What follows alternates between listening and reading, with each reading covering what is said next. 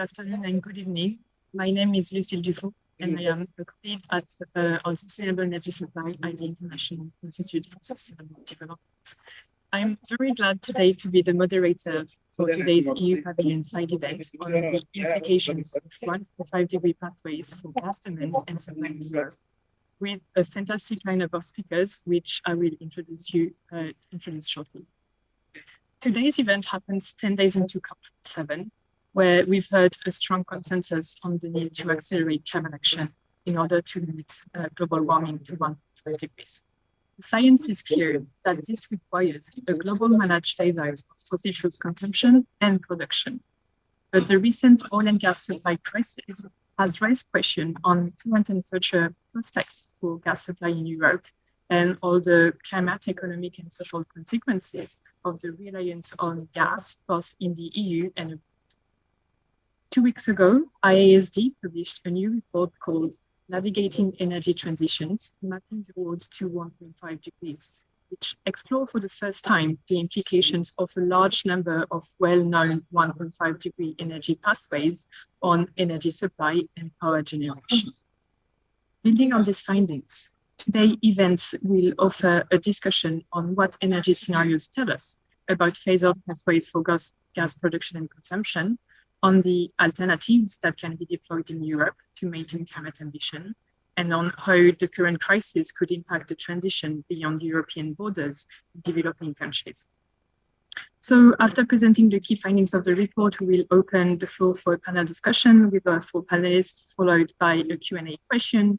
You can already start asking questions using the Slido application, which you can see on the screen right now with the QR code. Please indicate if your question is addressed to a specific panelist, and you can also upvote the questions that you would like us to answer in priority during this event. Before we get into a presentation of the report findings, I have the great pleasure to welcome our keynote speaker who will make opening remarks. Sandrine Dixon de Clèves is the co-president of the Club of Rome and is a thought leader on international and Europe climate, energy, sustainable development, sustainable finance, and complex systems. She currently chairs the European Commission's expert group on economic and societal impacts of research and innovation, and sits on the European Commission Sustainable Finance Platform. Sandrine, we are delighted to have you today, and the floor is yours. Thank you so much, Lucille, and it's a pleasure to be here, and at a time when actually this report is so incredibly important. I think it underpins, again, the urgency of both reaching 1.5, making sure that 1.5 continues to be our target. And I'm here at COP, and there is a question around whether 1.5 will be still the baseline for the way in which we move forward in terms of all of our objectives globally. I think that several of us, including We Mean Business and other organizations, have sent a letter actually to negotiators here at COP indicating very clearly that we still need to continue to shoot for 1.5. And we know clearly that to do that, we have to address our fossil energy emissions, and that we have to decarbonize as fast as possible and triple, if not quadruple, our investment in renewables annually across the globe. There is a double urgency to transform Europe's energy system in particular, and we are the ones that have definitely shown the light through our Green Deal prospects and also the way in which we've put together our energy and climate package. And we have to absolutely address, obviously, our dependency on Russian fossil fuels, but not substitute that dependency for other unholy dependencies, which we're starting to see in terms of the way in which we're reaching out to some of our Middle Eastern neighbors and also our African neighbors. And I think it's very important as we address the way in which we move forward that we take into consideration that our own green objectives have to be also underpinned when we start to look at working with other neighbors in terms of our energy policy. But if we look specifically at the EU, this double urgency to transform Europe's energy system, ending our dependency on Russian fossil fuels, has to actually be addressed in terms of the way in which it's costing European taxpayers. And we know that for the moment, this is actually costing European taxpayers nearly 100 billion per year. And also that tackling the climate crisis is going to be incredibly costly. The cost, the upfront cost of continued dependencies on fossil energy is something that we actually need to consider as we move forward. In addition, we need to consider actually European citizens' perspectives around the way in which we address fossil energy. 85% of Europeans believe that the EU should reduce its dependency on Russian gas and oil as soon as possible in order to be in solidarity with the Ukraine. And I'd say that also linked to this, we need to stop being so focused on supply. Already 10 years ago, a group of us, when I was working actually at the Prince of Wales Corporate Leaders Group, alongside the Buildings Institute and E3G, came very clearly out with a report that indicated that we actually could be completely weaned off fossil fuel by 2030 by scaling up our energy efficiency directives and ensuring that we implemented the buildings directives in particular. So that plus a massive scaling up of renewables, looking both at the supply and the demand side, is absolutely fundamental. And we know that replacing coal, oil, and natural gas in industrial processes is difficult if you unpack the dependency of the manufacturing sector on these fossil energy sources, but that energy savings, efficiency, fuel substitution, electrification can actually also be enhanced, and that the industry could save up to 35 BCM of natural gas by 2030 if different types of mechanisms and tools were put in place.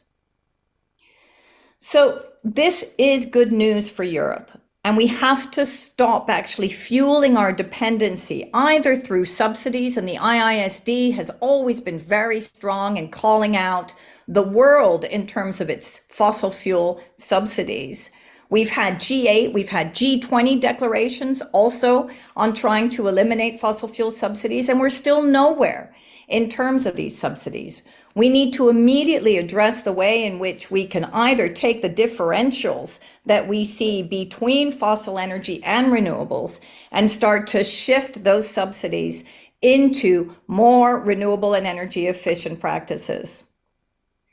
But we also know that it has been very difficult now in the discussion on windfall profits, both also for the renewables industry and in particular, obviously, for the gas and oil industries.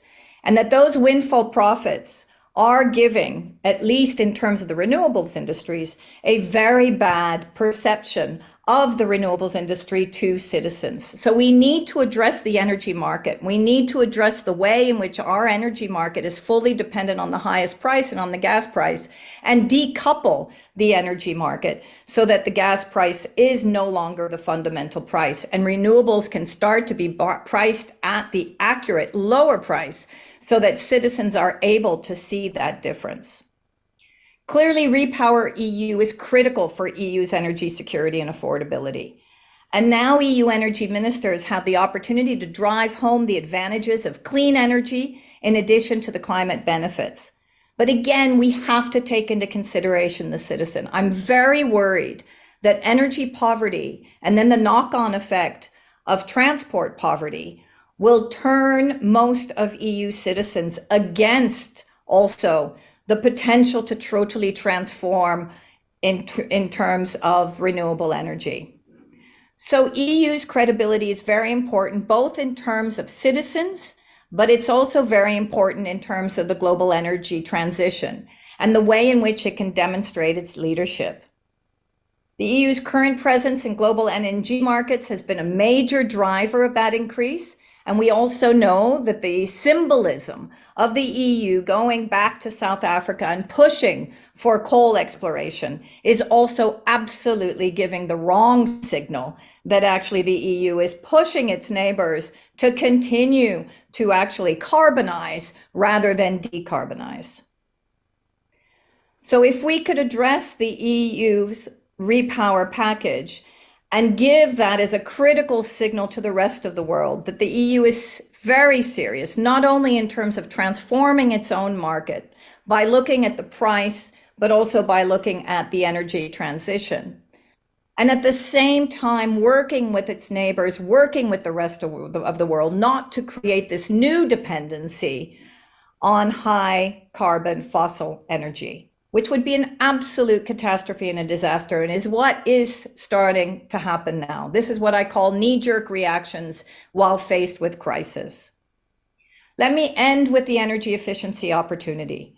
We truly have not embraced enough this opportunity. As I indicated already 10 years ago, we put forward all the necessary data, and it's really now the time to put energy efficiency at the forefront. Any energy that we do not use is the best energy that we actually have across the market.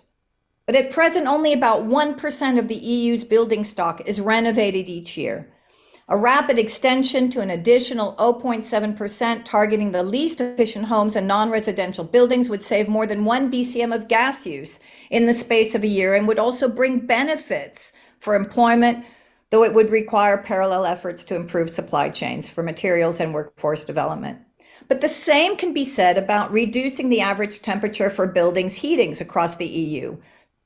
We could do this by just turning down the thermostat of 1 degree, which this would, of course, also reduce gas demand by some 10 BCM a year. And then speeding up the replacement of gas boilers with heat pumps reduces gas use for heating by an additional 2 BCM. So, ladies and gentlemen, what I'm trying to say here is we have the tools in the toolbox. We know what we need to do, but we also need to continue to have a vision of solidarity with the Ukrainians, a vision of solidarity with our citizens to ensure that we don't enhance energy poverty, but instead we give a variety of different solutions that enable citizens to be truly green, and a vision that continues to move towards 1.5. In our newest book, Earth for All, A Survival Guide for Humanity, energy is one of our key turnarounds. But if we don't ensure that we bring in a systemic perspective in all of our policy making at the EU level and internationally, where we look at energy with food, as well as poverty alleviation and inequality alleviation alongside empowerment, we will not actually meet our goals. So that is the key message that I have for all of you. An energy vision is also an enhancement, an empowerment vision for Europe's citizens, both to be green citizens, but also to ensure that they can thrive in an economy that is moving towards the just transition. Thank you. Very much, Sandrine. Thanks for sharing this vision with us and unpacking some of the challenges that I'm sure we will be able to unpack even further in the discussion. Without further waiting, I'm going to turn to Angela, who is going to present the findings of our newly published report. So Angela Picciariello is a senior researcher at IASD, where her research focuses on fossil fuel supply, including the policy and financial implication of net zero emission scenarios. And Angela is one of the co-authors of the report that we're going to present right now. So Angela, the floor is yours. Thanks, Lucille, and hi, everybody. I hope you can hear me all right. And there the slides go. So I'd like to use this very short presentation to discuss some of the implications of our report's findings, specifically for gas demand and supply globally, and in particular in Europe. And just to give you a bit of an overview of what the report was about, we provided for the first time a comparison of a large number of climate and energy models, which we call integrated assessment models in technical terms. And the idea was to understand what the implications of these models are for climate policies. So we looked at a selected number of 1.5 IPCC reviewed pathways, but also a large selection of widely used pathways from academia, intergovernmental organizations such as the IEA and IRENA, and also private consultancies like the Bloomberg Energy Finance, for example. And we tried to answer the question basically of how should our energy production and consumption evolve in order to for us to stay within the 1.5 degrees temperature limit. And if we go to the next slide, please. Thanks. So this is one of the key findings of our report. It's pretty clear. I mean, there is no room for new oil and gas development. And what you can see in this graph is that all the scenarios that we analyzed, which you can see on the right-hand side, basically point to a very steep decline of oil and gas production from now until the 2050. The rate of decline changes depending on the scenario's assumption, but they are basically all confirming the same message, which is also the IEA net zero emissions message, that there is no room for new oil and gas development. And the way they say this is clearly shown here in the graph. So the gray area represents the embedded carbon emissions of already producing or under development fields. And you can see that that would already eat up the whole carbon budget for the oil and gas sector. So any new fields, any new exploration on the top of that, which is the orange area in this case, would simply either take us further away from the 1.5 limit, or would have to be, basically dismissed, retired earlier than its lifetime, which is obviously uneconomic and suboptimal. So no new room for oil and gas development at all. In addition, if we can go to the next slide, please. Thanks. We also looked at gas power generation, being power generation the #1 use for gas worldwide. And here you see, again, that the message is quite clear. We only reported the IPCC 1.5 pathways for simplicity, not to overcrowd the graph, although the other pathways largely agree with the same conclusion. And you can see that the already operating gas power plants are already enough to eat up, once again, the carbon budget for the sector until 2050. So any new power plant that will come online will basically take us further away from the limit, or will have to be retired early and create stranded assets, which is really problematic. And if we can go to the next slide. Thanks.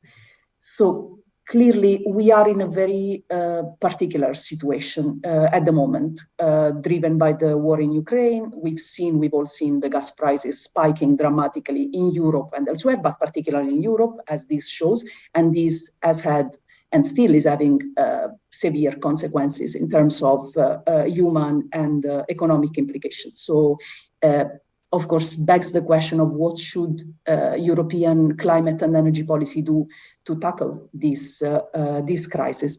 And next slide, please. So we try to answer this question in the report by looking at the specific question of whether Europe actually needs new gas infrastructure to face the current energy crunch.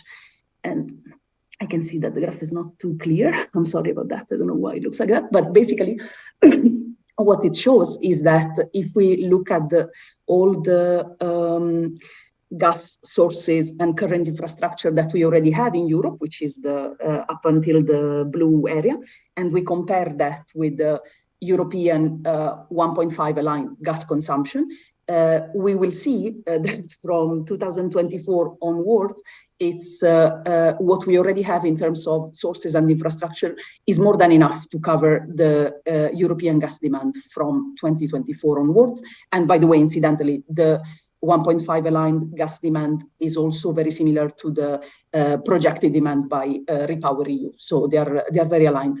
There is an issue there for the next couple of years. So obviously the supply crunch at that point without the Russian supply is quite severe and cannot be alleviated easily. But important message there is that, any new infrastructure that we are trying to build at the moment would not be operating before the next 2 years anyway. It will take years to come online. And in the moment it will, again, it risks either alienating us from the climate objectives, or we'll have to be stranded at some point, which is not great. So what this tells us is basically not only that Europe does not require new gas infrastructure, but also that there is no room for new gas infrastructure in a 1.5 compatible European future. And next slide, please. Thank you. So I'd like to end the presentation with a note saying that so far I've been discussing the idea that Europe is currently making deals with a number of countries in the global south, in Africa specifically, to get more gas shipped to Europe, to get gas for its own imports. On the other hand, there has been, as business as usual, a huge amount of international public finance, which has been provided from the global north to the global south, also in terms of gas projects, that is aimed at domestic gas consumption.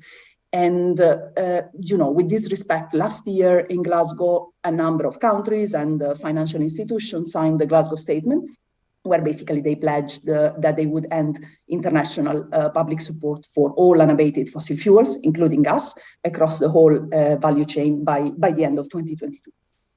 And while that was a very important political statement, I think the importance of that at the moment is also that it's backed up by economic foundations. So if we can go to the next slide, please.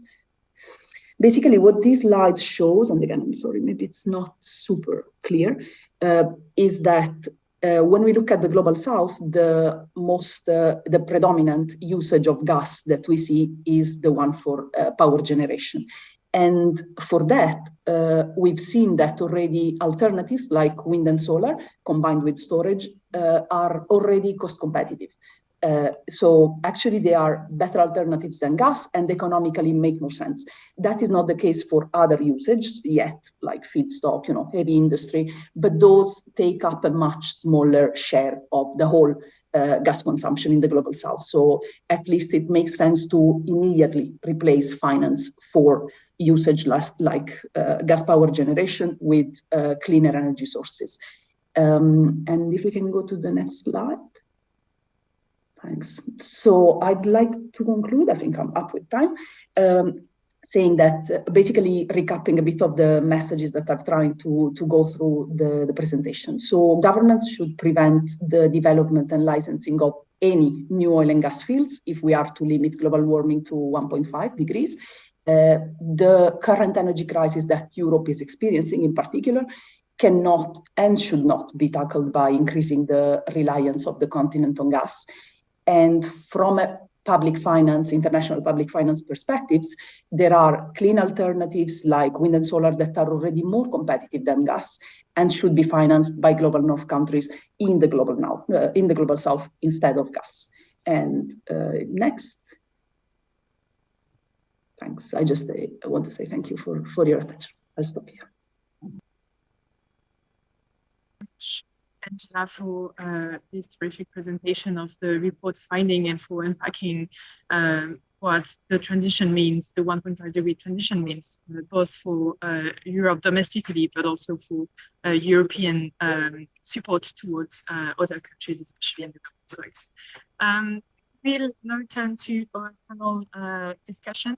And we will start with an initial question for each of our panelists, and then we will open the floor for a collective discussion to unpack some of the topics that we've heard so far in the two initial presentations. So let's start with our first panelist. Our first panelist is Dieter Jorgensen. She's the Director General for Energy at the European Commission since 2019. And she has more than 20 years of experience in the European Commission. So Dieter, coming back to the report's findings that we've just seen, it is quite clear that there is no room for new gas supply or no need for gas imports, actually infrastructure investments to meet the 1.5 degree aligned demand for gas in Europe.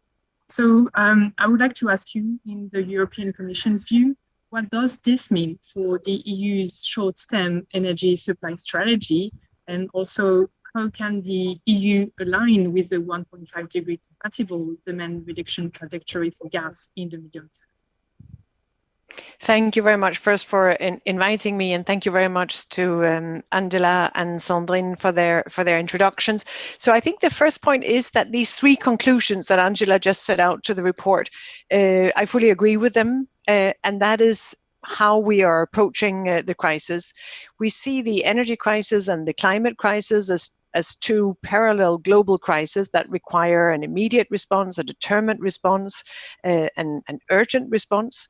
And we need to make sure that the response to the energy crisis aligns completely with the necessary response to the climate crisis. Both are urgent, both are imminent, both are here with us, and we need to act in a coherent way in line with our strategic objective to become climate neutral in 2050, as we have set ourselves a target within the European Union. So the response to the energy crisis on our side has been the Repower EU. And the Repower EU builds on 3 pillars. The first pillar is reduce our consumption through savings, through energy efficiency, through being better at doing what we do, making better use of the energy we have. Energy is a scarce resource. There are shortages in the global market, so we need to reduce our consumption. The second pillar is renewables. So we need to replace as much as possible our energy use by renewable energy sources. We need to shift the supply to renewables as much as possible by accelerating investments into renewable power generation, by scaling up renewable power generation, by large-scale offshore renewable wind, for example. But any renewable source is really critical here. And that's why we have put forward proposals that will allow a faster permitting process, really to get those renewables out there as quickly as possible to replace the gas that we have lost. And that's the third part of Repower EU. It is replace. So it is not additional gas, it is not new gas, it's not more gas, it is less gas than what we have used so far. But we have lost in the European system, in global gas market, we have lost about 80 billion cubic meters of Russian gas that so far has gone to Europe by pipeline. And because Russia has disrupted those supplies, has lowered those supplies very, very significantly, Russia has disrupted 11 European member states, well, then there is some of those molecules that we need to replace with other molecules now in the short term. And there we need to replace that as much as possible by clean molecules. So if we can replace fossil gas by biomethane, for example, now that is a good deal, and that's part of Repower EU. But some of the Russian molecules we have to replace by fossil gas from other suppliers, and that is what we're doing. And so I think it's important to underline that it's not, as I said, it's not a higher gas demand, it's a lower gas demand because we're reducing our demand and we're replacing it by renewables as much as possible, but it is replacing what has been taken out of the global market. And I think that also explains why the energy crisis is a global crisis. There is a shortage of supply as a result of these disruptions. And I think the only answer to that is aligning with our climate targets, aligning with our green transition, and then it's a common global answer to make the necessary improvements into the global markets. That links into the question on how do we best work with other potential supplier countries, or how do we best work with developing countries so that we can go through this crisis together and improve the global energy system together. One of the things we've been doing, and we've just signed on to an agreement with Egypt. We're also working with Indonesia for the joint energy transition partnership, signed that in Bali today. One of the things we do in these partnerships is to help invest in renewable energy in those countries and in energy efficiency in those countries. One of the things it does, it gives those countries, those partner countries, cleaner and greener energy and more energy security by local production. And of course, it also then at the same time frees up natural gas for exports. And again, it's not additional natural gas in the global market. It is a way of shifting around so that we use the molecules where they can be used most efficiently and as part of that global joint transition. So, in other words, I think the conclusions of the report are very pertinent, Angela, as you described it. I think the most critical point we're facing in this global energy and climate crisis is that there are some short-term, some immediate measures that go the wrong way. And to give you an example, the shortage of gas in the European market resulting from the Russian disruption has meant that there has been a slight increase in coal consumption this year than what was planned. And we need to, of course, as quickly as possible, rebalance that. And again, that's the acceleration of investments into renewables. That is the best answer to that, together with, as you have also said, energy efficiency and energy savings. So Those are my comments to that.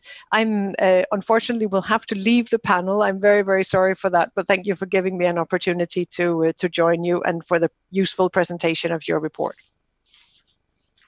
Thank you so much for sharing your views on this really important topic, and we know what COP is, so we will let you go to your next obligation. Thanks again for participating today. Let me now turn to the second speaker on our panel, with Lisa Fischer. So Lisa is a program leader at Third Generation Environmentalism, E3G, and she leads E3G's efforts to drive the complex changes across regulation, infrastructure, and finance needed for deep decarbonization of the energy system. So Lisa, it was really, I think, interesting to hear Dieter's views on how the European Union can align with the 1.5-degree trajectory and deal with especially the supply crunch. And I know that E3G has been doing a lot of analysis about how the EU is doing in that regard. So my questions to you is, are the EU and member states on track for long-term gas demand reductions? And if not, what additional actions are required? Thanks, Lucille, and thanks for having me and for throwing me the not so trivial challenge of summing up what the EU is doing. But I'll give it a go. I will focus on gas demand because just to also bring everyone up to speed, the EU is after all still one of the largest gas importers globally. So what the EU does on gas matters to the global market, and I think we'll hear more about that. And we also know from the IEA report that we, in order to be on track for 1.5, and also from your report, we do need to peak gas demand this decade globally. And so the EU has a significant role to play in this, but also as part of the crisis response. In terms of short summary of what the EU is doing, I would say that in terms of the intention and long-term targets, we can give the EU almost a gold star.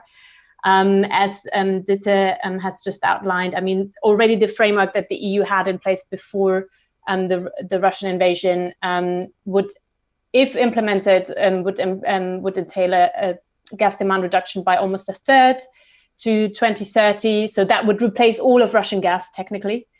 And the crisis response mechanism that Dieter referred to, the REPowerEU plan, if you take out everything that's sort of shifting to new gas supply sources, you would still end up cutting gas demand by 50%. So that goes even further. Now, there are some weaker elements in that plan that we can maybe unpack later, but I think the intention is there, and there are some strong delivery instruments being negotiated at the moment. Now, if we look at actual delivery on the ground right now, we've looked at what the EU is doing in the short term. We've looked at what some of the major member states are doing. I would also say that we are definitely seeing an acceleration of clean energy measures. We're seeing that on the ground. We're seeing that in big EU member states, Germany. We're seeing that in member states that perhaps previously were counting on shifting from coal to gas, like Poland, Bulgaria. They are starting to hit the brakes on that. So that's really something I don't think we didn't expect. And I think that's positive news and will definitely shift the trajectory of the European Union. We're seeing loads of innovation when it comes to things like designating areas for solar development, making building retrofit really the norm in different member states. But we're also seeing a lot of areas still where I think there's more distraction than action, and there's more focus on the short term than on actually sustainably reducing gas demand. And some of those, I just wanted to quickly summarize. I think some member states are doing a lot, others are hardly doing anything. And we are also seeing not enough in some of the sectors that use gas in the European Union, in particularly the industrial sector. There's a lot of banking on hydrogen, but hydrogen will not become available in the short term. There's a lot of potential in cutting energy use in industry, and that will actually aid competitiveness because we're reducing waste. And we're not seeing enough of a focus on that and of sort of really leveling up all member states to that sort of level of innovation we are seeing in some of them. Second, and I think this is really the crux of the issue, is this disconnect between the supply and demand conversation. So to just outline those three pillars, reduce then renewables and then shift supply. I think they're not necessarily all connected, and we're seeing in institutional capacity in the EU, in member states, to strike new deals, to secure supply sources.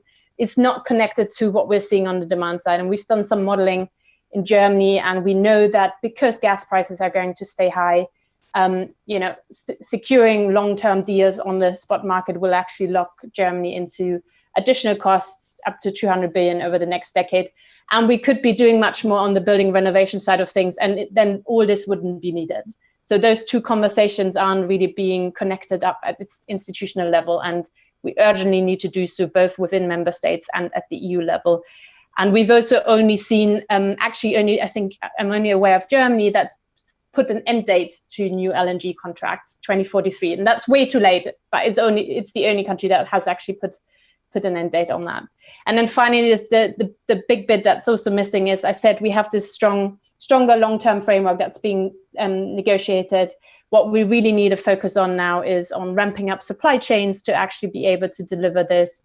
There are labor shortages. We are obviously winding down some industry, or it's running at lower capacity. How can we make sure it's not that industry that we need to really cut gas consumption to really produce those materials? And many other sort of implications around that, where the EU really needs to now shift from emergency to creating that stability over the next 2 to 4 years, where I think there's still a major gap. But I'll leave it here and we can explore more further down the line. Thanks.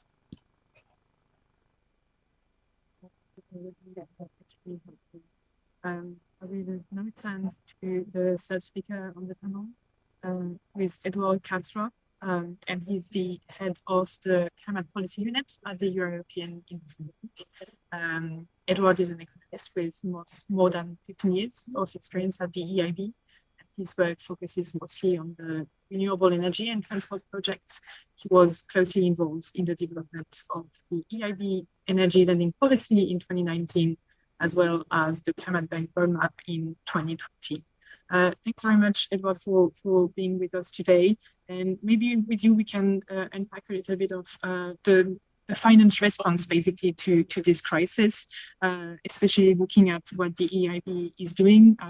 We all know that the EIB has stepped away from investing in most new gas projects since 2019 with the energy lending policy. So my question to you is, how does this approach, which is quite ambitious, has influenced the EIB's response to the current gas supply shortage, both in Europe and overseas?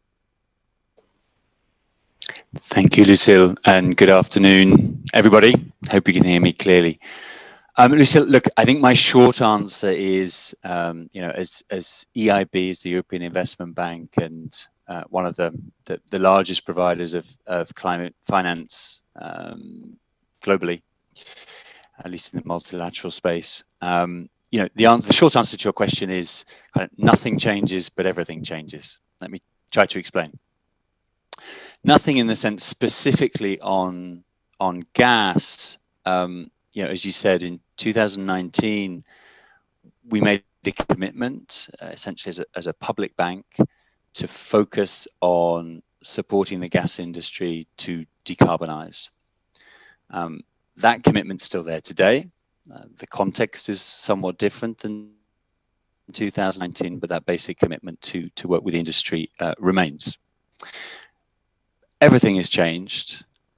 Why do I say that? Well, clearly faced with such a profound crisis, and in the context of the REPowerEU package that the Director General just outlined, our board has, in October, so very recently, has approved a large new program from the EIB to help drive investment and accelerate investment.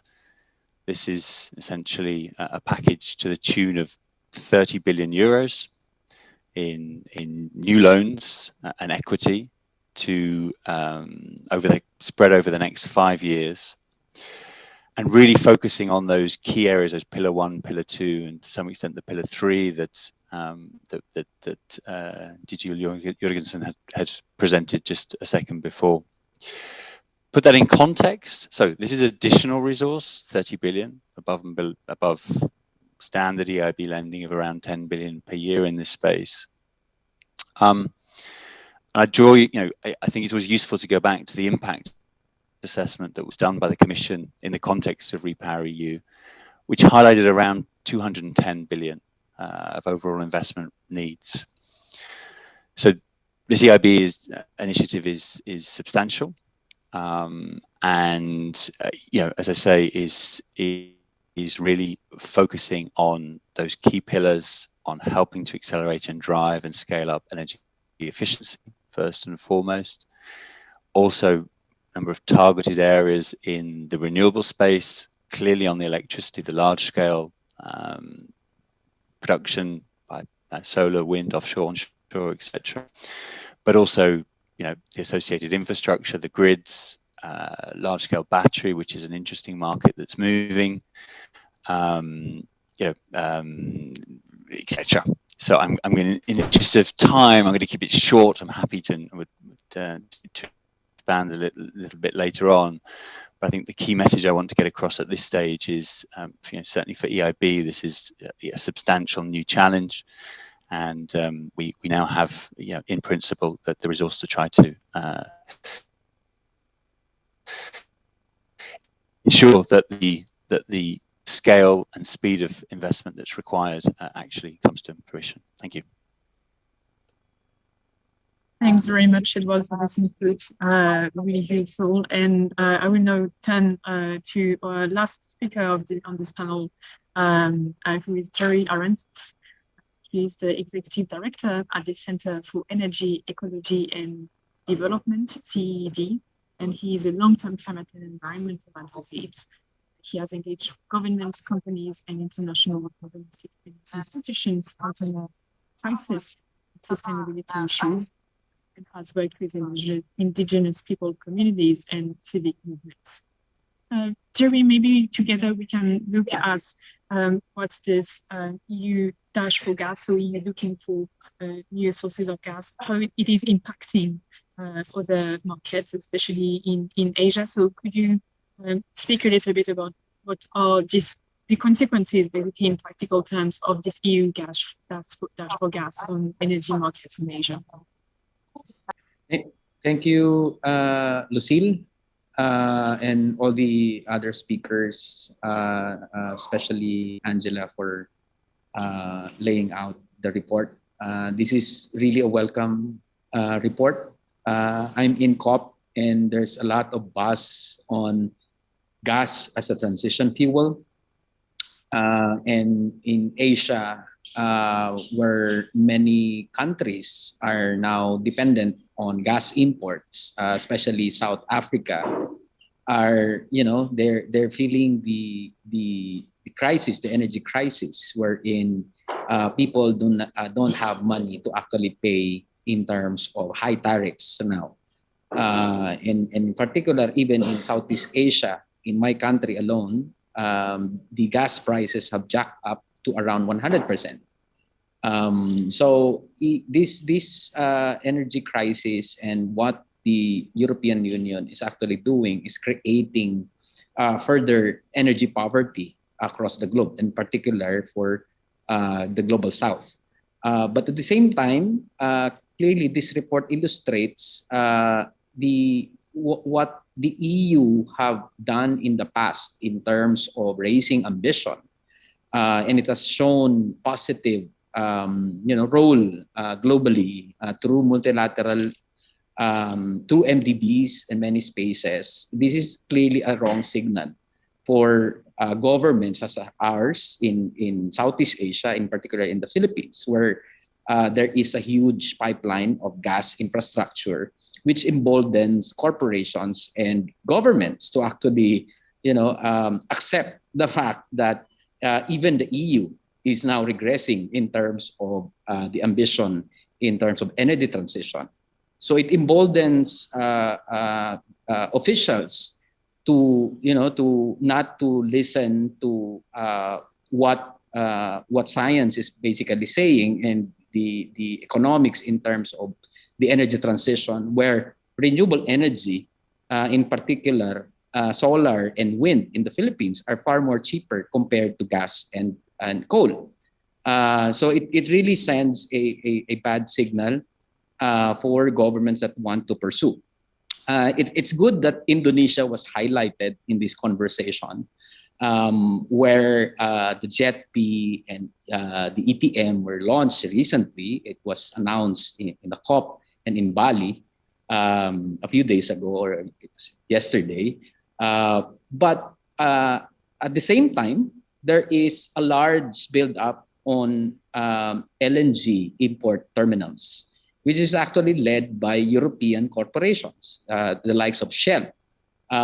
So this what the European Union is basically doing with this dash of gas is sending and emboldening all these corporations across the world, and in particular in Southeast Asia, to pursue more gas. And as more Southeast Asian countries, including the Philippines, are moving into transitioning away from coal, we would definitely see, because coal is already stranding in Indonesia and in the Philippines, we definitely would see that this gas buildup and infrastructure buildup would eventually create a new stranding industry. Because as we speak, renewable energy, in particular solar and wind, are far more cost competitive already. So I think what the report is laying out, and what have been discussed here in terms of the comparative advantage and what the crisis should signal to us, is that the only solution here is to actually go back to what EU have committed, which is renewable energy efficiency, and raising the ambition around climate action. Of course, from our end, we would also demand that energy transition would actually have to be financed. And there are many gridlocks which hampers the full development of renewable energy integration in the likes of the Philippines and many other countries in Asia. And I think Europe would actually play, again, a crucial role in terms of raising the ambition around it.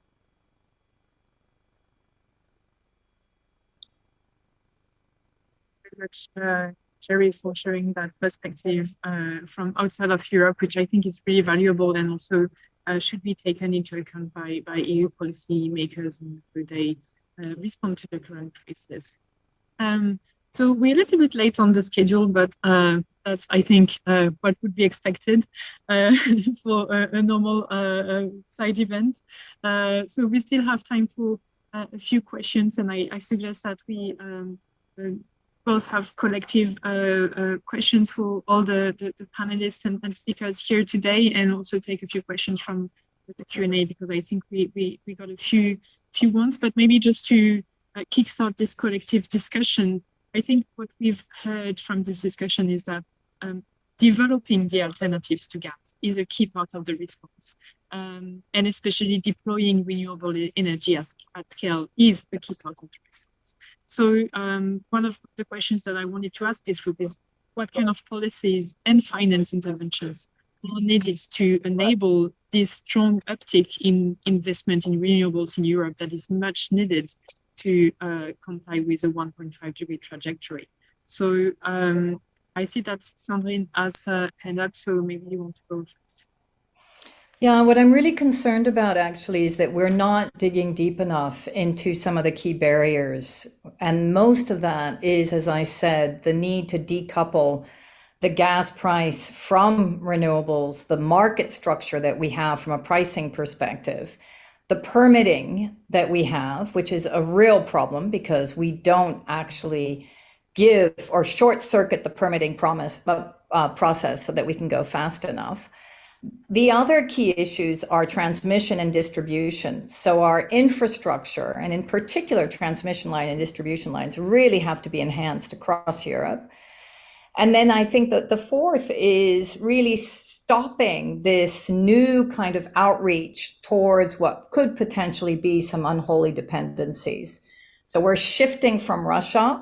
We need to do that. We have seen that actually our dependency on fossil energy is creating inflation and also creating price hikes and also creating the knockoff effects of the Ukrainian invasion having an impact on food, energy, and materials. And yet we're still going out and reaching out to create new, potentially unholy dependencies with some of our Middle Eastern neighbors. So I think that we need to think through first, how can we really enhance our market structures and ensure that we do triple, quadruple our investment in renewables, ensure at the same time that we enhance our energy efficiency tools and really shift towards understanding where we can optimize demand. And then third, really not start to substitute our current Russian dependency with other potential unholy dependencies. And Eva has also Oh, we can't hear you very well, Lucille. Sorry, my bad. I was saying thank you very much. And Lisa, if you want to add a few words on this. Yeah, I think what's really important for Europe is to finally catch up with reality on some of the big underlying paradigms that govern its decision making. The big one for me being how we understand and explain energy security and how we make decisions based on that. So as Sandrine said, actually the biggest element of control we have in terms of energy security in Europe is managing our demand first down and then making it an active variable in our energy system. And that applies not only to sort of the flows of electrons or molecules, it also applies to the flows of raw materials and materials we use in the energy transition. The first paradigm should always be to reduce demand as much as possible and to reuse materials and only then look at new supply sources. And I think Europe hasn't really aligned its broader energy decision making with that. Just to give you an example, first of all, in Europe, still the transmission system operators define what's needed in terms of infrastructure expansion, right? Obviously, if you have a hammer, everything will be a nail, right? You will not be prioritizing energy demand reduction or active energy demand. UK is already going a different way and making energy network planning actually an independent exercise rather than one governed by sort of the interests of the old energy world. So there's a lot of institutional innovation as well that's needed in Europe that we haven't seen yet. Plus, of course, we need to align, and Edward's spoken to that, we need to radically align financial flows with that. So if Europe's issued really big financial response packages to COVID, a lot of also clean energy in there, what we're now seeing is a little bit of a relabeling exercise where we need to be very careful. This money really must be prioritized for reducing energy demand first and foremost and rolling out renewables. So I think we need to be a bit more radical. And then also we're seeing really fantastic innovation across the world, thinking about the role of macroeconomic institutions in this as well, on understanding the risks that fossil assets place for our economy much better and pricing that into our macroeconomic frameworks. And at the same time, removing the premium that very often is on energy efficiency investments and on clean energy investments and actually associate that with lower interest rates, etc. So we really need to think big here. And I think there is an opportunity now. We can see sort of emerging thinking, but as Sandrine said, we need to dig much deeper into some of those barriers than perhaps just focusing on renewables, etc. But I think we have a massive opportunity here now. We need to change the mindset in Europe from sort of emergency to really thinking about medium to long-term stability to get there.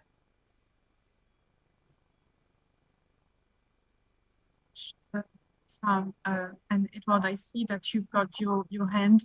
In the interest of time, I'm also going to ask an additional question to this group, and hopefully you can come in on both these questions. And I think that relates to what Jerry mentioned during his intervention. I think a lot of experts have warned against the risk that looking at the international context that the EU dash for gas could create if it translates into new investment in gas infrastructure, such as LNG terminals, could create lock-in effects that would be detrimental to the entire energy transitions globally. So I would be really interested if the panelists could unpack what the risks of these investments are and how we can invest them, and basically how especially public finance institutions can support developing countries in overcoming this energy crisis without creating new lock-ins. So Edward, I may give you the floor on this one, and maybe Julie as well. Lucille, fantastic. A big question, and we have a few minutes left. So let me try to be really brief. Okay, 3 reactions.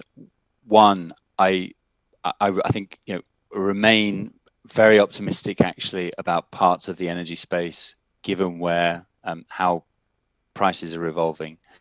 Let me try to explain. I think if you look now at, I mean, there's been 35% increase growth in the heat pump markets in the EU in 2021, okay, from a small base, but the economics of heat pumps has radically changed. And I think has enormous, profound implications actually, particularly for heat, low temperature heat for industry. You know, there are other examples on batteries. You saw even in the peak of the chaos in August and September, that in a country like, or power market like Iberia, at 4 o'clock in the afternoon on many days, prices were close to zero. So that meant large scale batteries at 4 o'clock you charge for zero, and by 8 o'clock in the evening you can discharge or sell your power for, you know, we were seeing prices at that stage of 200, 300, 400. They've come down, but that delta is I think structurally higher now. So there's a number of reasons to be positive, but I think it's important to be realistic that there are headwinds. One headwind is immediately is increased volatility. Increasing interest rates is a recipe for pushing up cost of capital and delays. I think that, you know, public banks can play a role in that. I want to make one other point to generalize now. What's the role of public banks in all of this? You know, at COP27, that there is so much discussion going on about, you know, scaling up of international climate finance, and I would just draw. I mean, I think as MDBs, we are closely watching that discussion. Clearly, that's principally between the parties.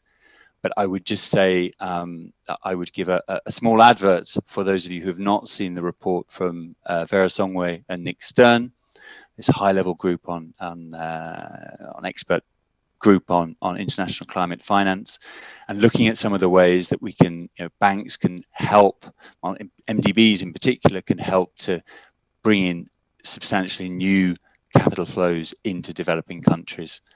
I'm going to stop, unfortunately. We've got 2 minutes left. Jerry, do you want to share a few views on this in 1 minute, maybe? Yeah. In the interest of time, there's just so many points on this. But I in one of the panels here, I actually on the dash on gas of EU and how it affects the whole global energy transition. I really believe for Southeast Asia, this will create a new stranding industry, and EU is now moving into, you know, addressing stranding coal, right, and helping the likes of Indonesia and the Philippines to actually move out of coal. So I don't think the funds that goes to gas right now would actually be the best way for you know, moving towards not just on climate, but actually to help in terms of energy poverty, particularly in developing countries. So I say that, you know, the best way to finance is actually on renewables, in particular in developing global south. Thanks very much, Jerry, and thanks everyone. Unfortunately, we are arriving to the end of this side event. It was a great pleasure to have this rich discussion with you. There were a couple of questions in the Q&A box that we were not able to address. I believe there will be for the next side event that we have together. So thank you again, everyone, for participating in today's event, and I wish you the best of your day.